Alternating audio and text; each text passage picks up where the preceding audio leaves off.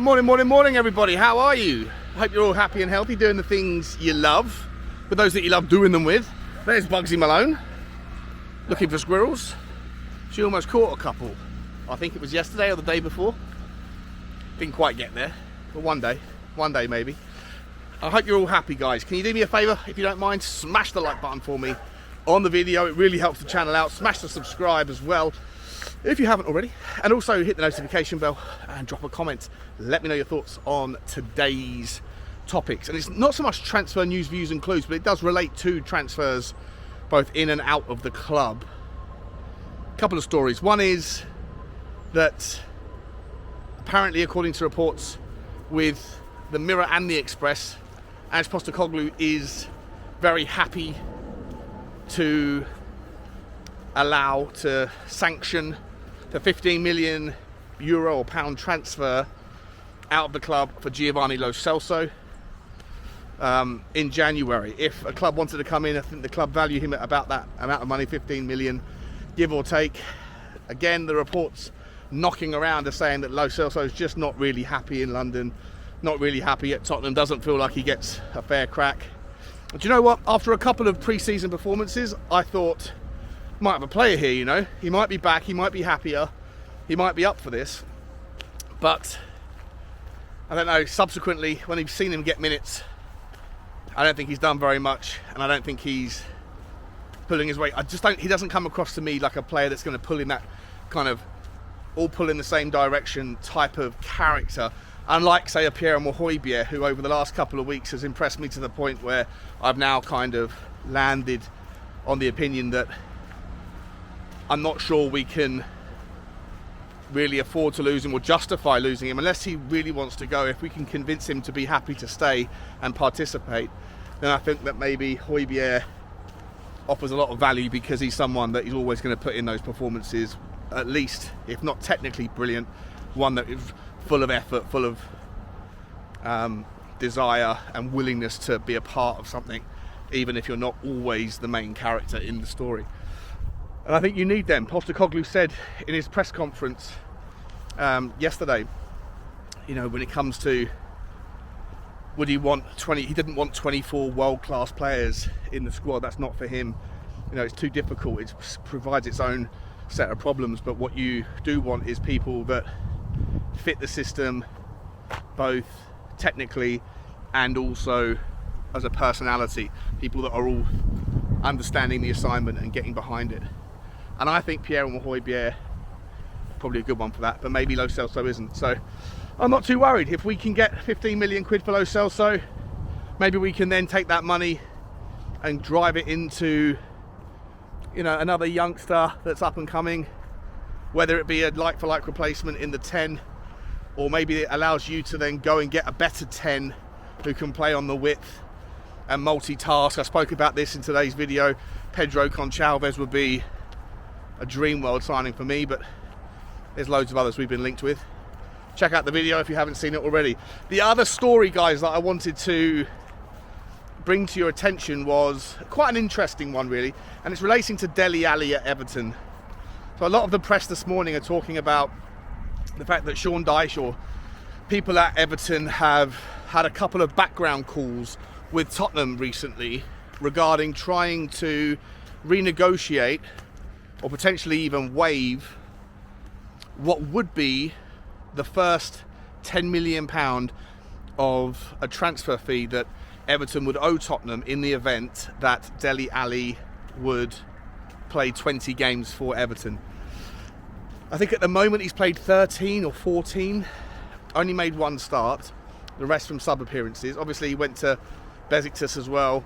I think he got injured and he's recovering from, you know, a protracted injury, but he's getting back to that point now where it could be time to start trying to get him back into his career. And I think Sean Dyche has intimated or explicitly stated maybe that he would like to see Dele Alli get his career back on track.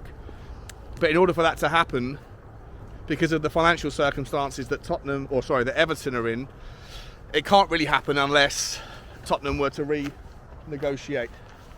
Everton have got financial fair play issues. They are broke, financial mismanagement in the past. They do have new owners, 777 partners, that are coming in or that have come in, but they still, I think, are facing some sort of transfer embargo. Certainly don't have a lot of money available to spend at all, and they may even face up to a 12 points deduction, which would obviously be meaningful and devastating for Everton. They're just starting to get their season underway, but if that 12 points was hit this season, I think they'd still be in negative points in the league and would be in all sorts of problems. So they're suggesting that they can't pay the £10 million.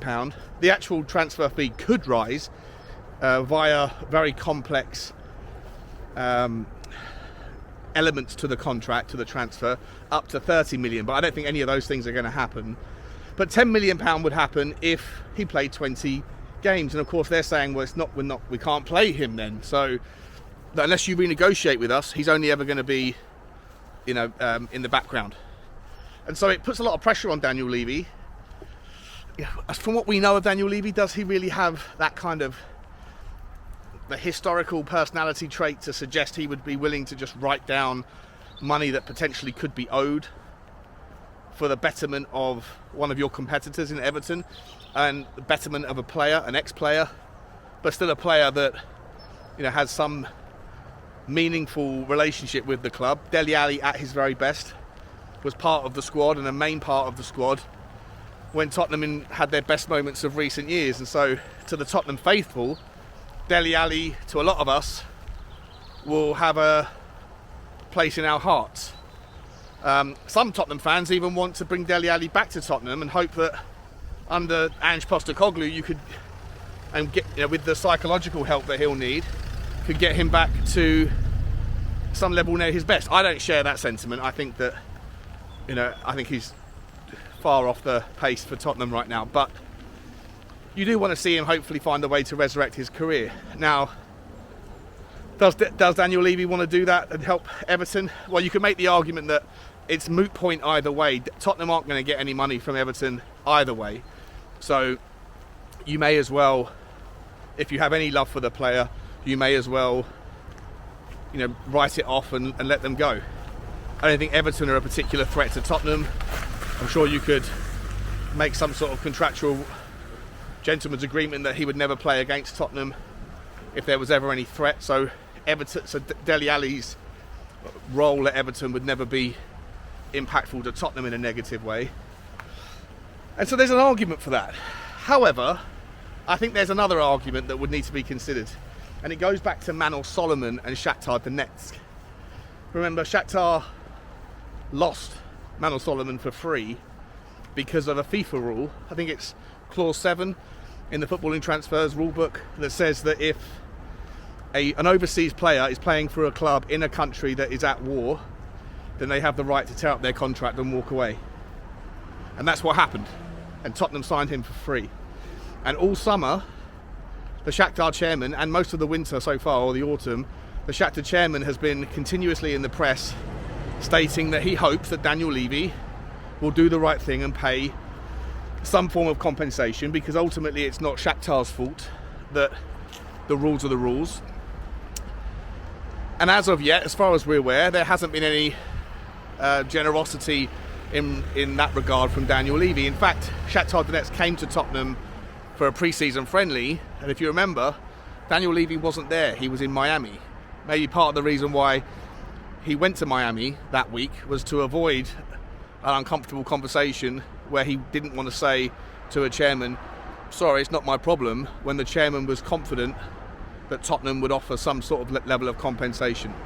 How much he was looking for, I'm not sure, but in the end he hasn't received any. And so I feel like that reality will also create at least an excuse for Daniel Levy, if Daniel Levy wants to take it in that direction, where he'd say, if I do it for you, Everton, then I've got to do it for Shakhtar Donetsk, and I'm a businessman, it's a business, it's nothing personal, but I can't set one precedent where I'm doing a favour to one club and not doing it for somewhere else, especially when the other club is less of a competitor than you are. I think personally, when it comes to Shakhtar Donetsk, that they shouldn't have to go to Tottenham and with their cap out, their hand out, and say, hey, do the right thing here. I think they should go to FIFA, who is the governing body who set that rule, and say, It's a crazy rule. It doesn't protect our assets. It's not our fault we're at war.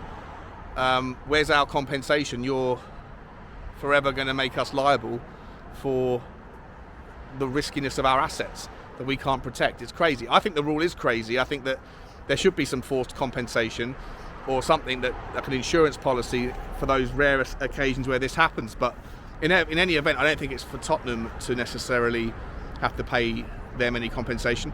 And I also don't necessarily agree that Tottenham should have to, bend over and just write down the Dele Alli debt just to help Dele Alli out if it also means you're helping Everton. However, I think that I would love to see Dele Alli come back, and so it's a difficult one.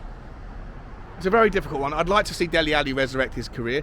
Maybe the best thing to do would be for Everton just to cancel his contract and hope that Dele Alli would do the right thing and not hold Everton to the contractual salary demands that he would have in that regard, and let him leave for free in January and go to a club where that club then wouldn't have any debt owed to Tottenham Hotspur, and that player and that Dele Alli can then try and rebuild his career from whatever level that would be.